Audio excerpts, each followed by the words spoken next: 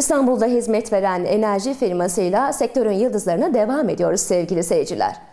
Kullanımı gittikçe artan enerji kaynaklarından biri olan doğalgazın yaşamımızdaki önemi tartışılmaz. Vulkan Anonim şirketi, Türkiye'de gerek işyerleri ve gerekse konutlarda doğalgazdan etkin ve verimli olarak yararlanarak kısa sürelerde hızlı ısınma imkanı sağlıyor. Şimdi sunduğu ürünlerle müşterilerinin çözüm ortağı olmaktan gurur duyan firmamıza konuk oluyoruz.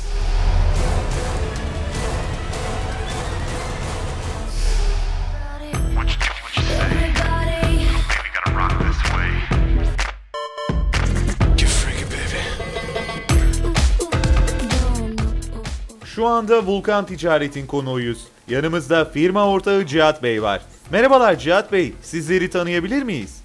1958 yılında Ankara'da dünyaya geldim. İktisat eğitimi tamamladıktan sonra işletme yüksek lisansı yaptım. Kamuda 25 yıl fiilen çalıştıktan sonra 1998 yılında emekli oldum. Bilahare Nurol Holding grubuna katıldım.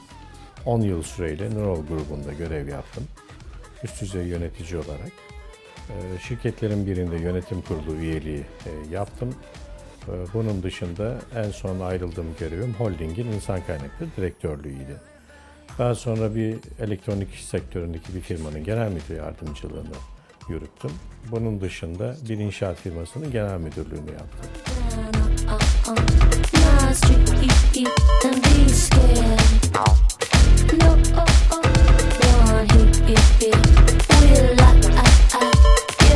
Bizlere yurt içi ve yurt dışı çalışmalarınızdan bahseder misiniz? Şömine konseptinin ötesinde bizim ilgi alanımıza giren odunlu şömineler, elektrikli şömineler ve outdoor uygulamalarla birlikte bir geniş ürün yelpazemiz var. Fakat burada kritik olan şey doğalgazlı şömine. Çünkü doğalgazlı şömine bugüne kadar ülkemizde çok yaygın olarak kullanılmayan, yakacak, insan hayatını kolaylaştıran, onları hem ısıtan hem de kolaylıkla hayatını sürdürebilmesine imkan sağlayan bir malzemeydi. Eğer ülkemizdeki konut yapımlarını da şöyle bir kabaca düşleyecek olursanız, milyonlarca konutta böyle bir aletin satılması halinde çok ciddi insanlarımızın yararlanabileceği aletleri evlerine taşımış olacaktık. O nedenle uzun bir uğraş içerisinde bu işi yürüttük demeliyim aslında.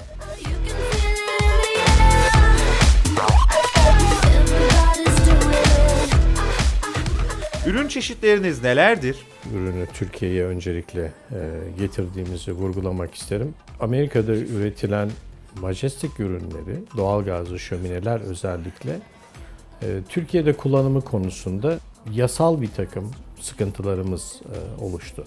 Temel nedeni de herkesin malumu olduğu üzere EPDK'nın 4646 sayılı yasa kapsamında Türkiye'de doğal gaz kullanan yakacaklarla ilgili CE sertifikasyon mecburiyetini getirmiş olması, gelecek veya satılacak ürünün CE belgesini fiilen alınmasını zorunlu kılmıştır.